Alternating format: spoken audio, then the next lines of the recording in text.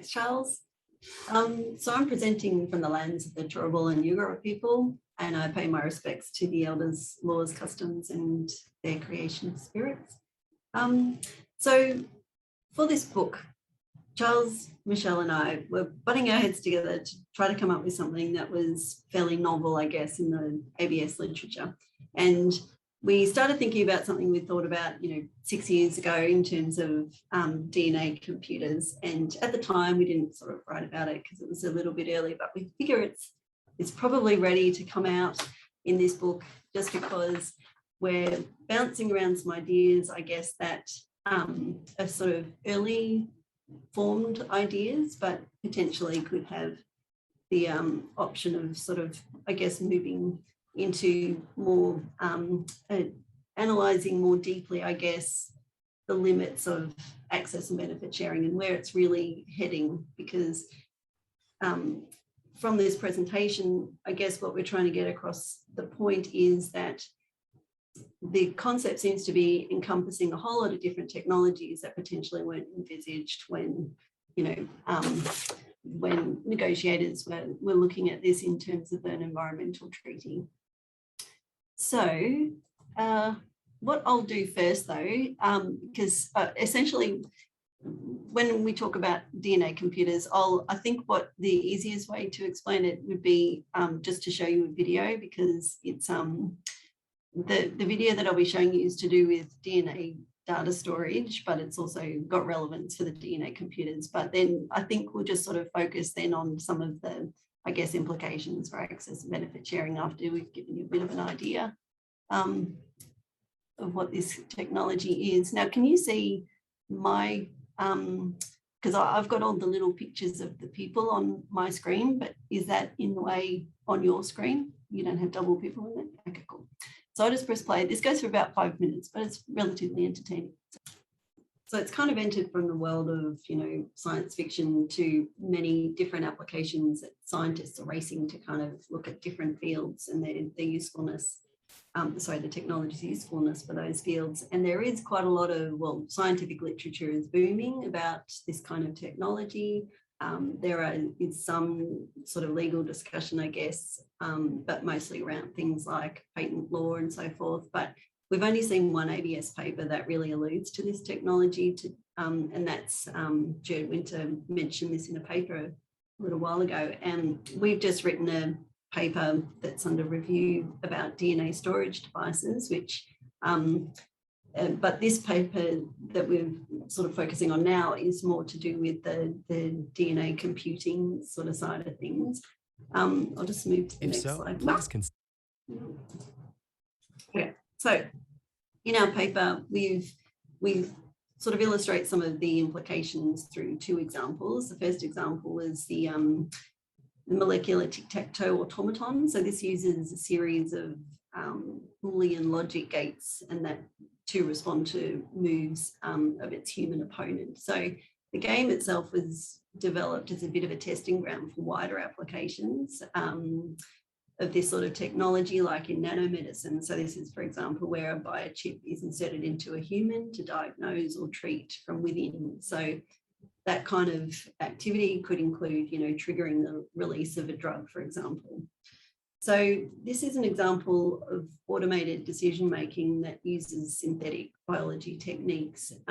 We've described how it works in the paper briefly, but I was hoping to focus more in this discussion, I guess, on the interesting questions it raises for ABS. So the first issue that we raise in the paper is essentially what uses are being captured by these technologies. So assuming a national law might be applicable to synthetic biology techniques, it's likely that development of the technology for research and development purposes would fall within scope. But what about ongoing uses of the final product as a commodity? And as people, in this group understand, ABS is generally not captured, commodities are not normally captured through access and benefit sharing laws. And the reason behind this is that it, such uses wouldn't be using it for their genetic material attributes. So, for example, you wouldn't be expecting that a consumer of a fish burger would have to share the benefits of its use with a provider. But in this case, the whole purpose of a biomolecular automaton is to use the genetic attributes for its functions as a commodity, so as a computer. So the question, we're raising is, would users of a computer product be subject to benefit sharing obligations each time that they use it?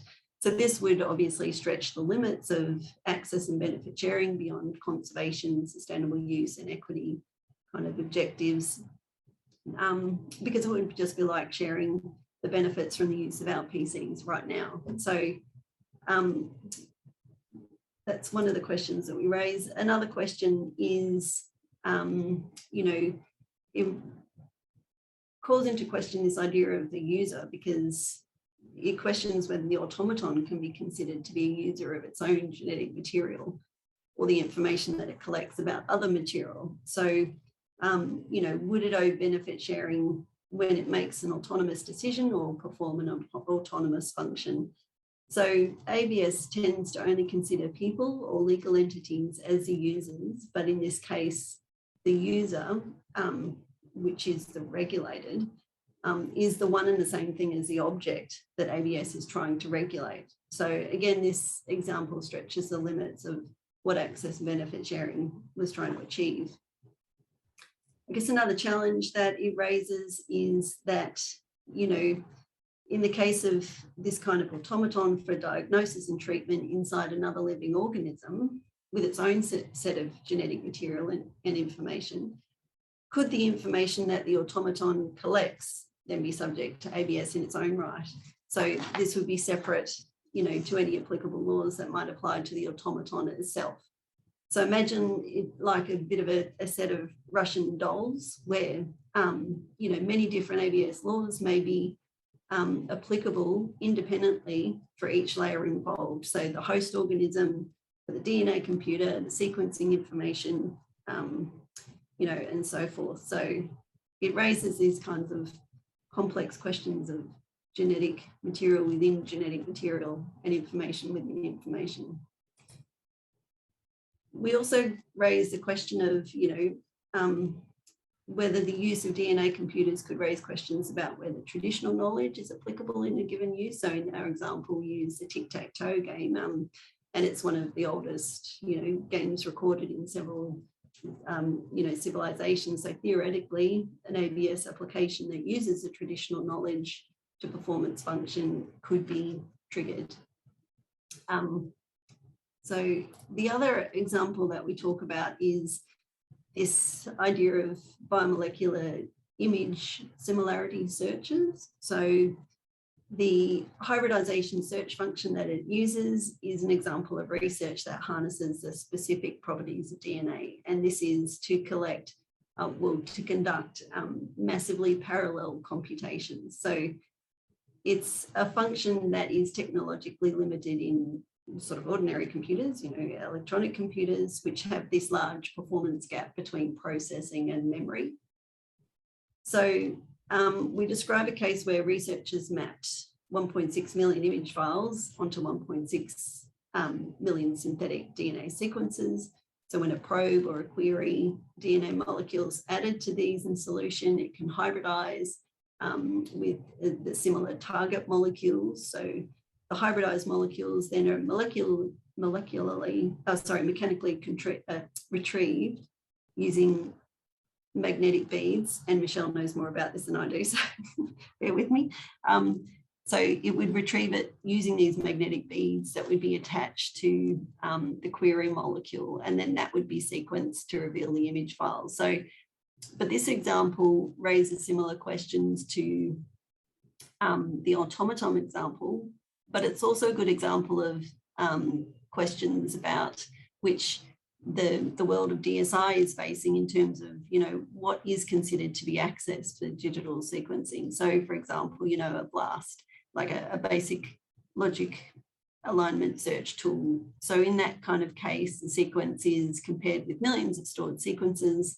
The question of whether these sorts of instantaneous searches would be amount to access is still under debate in ABS, but it raises these sorts of questions in this example as well. So I guess that part of the paper isn't as developed in terms of some of the, sorry, it's not as developed as some of the other kind of ideas for the automaton example. So we'd welcome any kind of, I guess, thoughts about, you know, some of the, I guess, the new issues that these sorts of technologies are raising for access and benefit sharing. I'll just unshare my screen. I can't see the chat functions. I don't know whether there's any questions. There are no questions in the chat function. No questions. Okay. Does anyone have a question?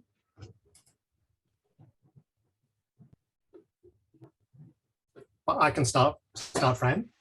Okay. So how feasible is it to have these kinds of long-term storages of DNA molecules?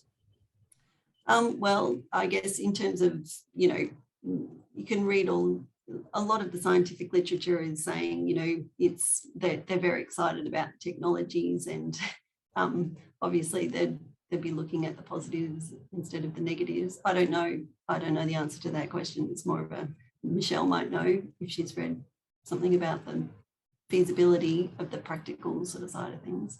I think in terms of expense right now, no one's really jumping in, but there's lots of work going into storage and silicon storage beads and things like that for synthetic DNA. So I think potentially it'll be a feasible thing to do at some point. Cost is the big one. Yeah, and there's many aspects that would, you know, be focused on more than others in terms of, you know, as we were talking yesterday about, you know, potentially the storage applications are more useful than the computational kind of applications. But it's, you know, I guess it's probably just timely for us to start thinking about, well, you know, theoretically, ABS can be captured by a range of these activities, and, you know, is this, does this really kind of shine a light on access and benefit sharing in terms of it encompassing an area that is much broader than it ever intended to capture? Daniel? Yeah, thanks, Fran. That was really interesting. And Margaret's right. There were no questions because you blew our minds. I was sitting there thinking, trying to understand. I had I guess maybe a couple of questions / points. The first was about, you know, you were talking about the relevance of access, but is it access or is it for access for utilization in the typical Nagoya sense, or is it different to that? So that's I guess the first question. Like, is it R&D for, you know, use and subsequent commercialization, whatever the language is? And Margaret reminded me another thing in the chat. In terms of traditional knowledge, it's a really good point that you raise. I don't know if you've seen like Jane Anderson and Maui Hudson's work on the TK labels, and they've been doing it in relation more to cultural expressions. We're putting these TK labels and notices on museum or Congress, Library of Congress photos and you know, folklore, etc., designs, those sorts of things. They're trying to do it also with biocultural materials too, like in gene banks and herbariums. But yeah, I mean, I don't know if you sort of thought about, or you could talk a bit more about the TK side of thing.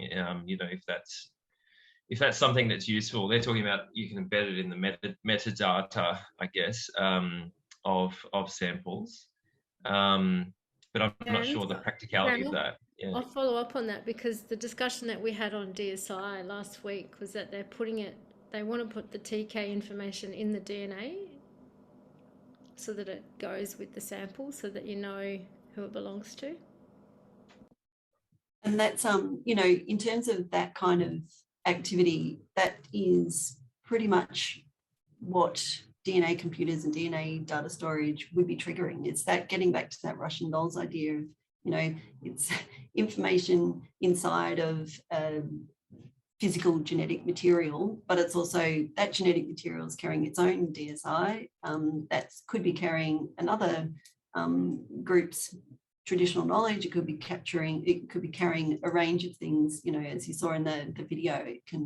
It basically stores whatever you want it on a little tiny pinpoint. And so those sorts of things would need to be unraveled in terms of, you know, getting back to Daniel's point about the traditional knowledge side of things. It's just that we keep separating out all of these discussions for access and benefit sharing. You know, people talk about DSI over here, people talk about TK over here, people talk about technologies over here, but really, ultimately, they're all meshed together.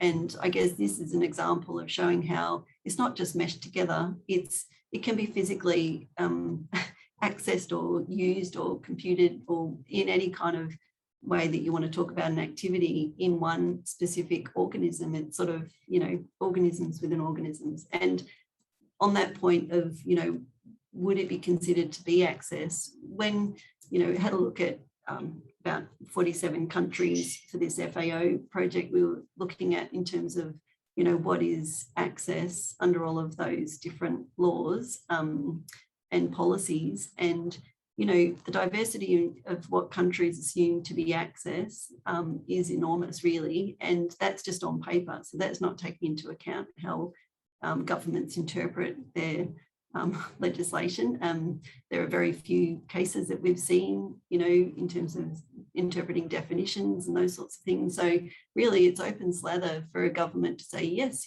we include, you know, this kind of activity as, because if they want to capture some sort of economic benefit from it or some other benefit, well, yes, they'll just say, oh yeah, it does include it. You know, so it's kind of sky's the limit, but I think it's probably time to start discussing the fact that, you know, is access and benefit sharing getting a bit out of control, and the not so much out of control, but is it really, you know, getting back to Charles's point, what are we really trying to achieve with it? And, you know, as these new technologies come along, is that really thwarting our efforts, making it a lot more complicated than, you know, what an original objective may be for equity or conservation, sustainable use?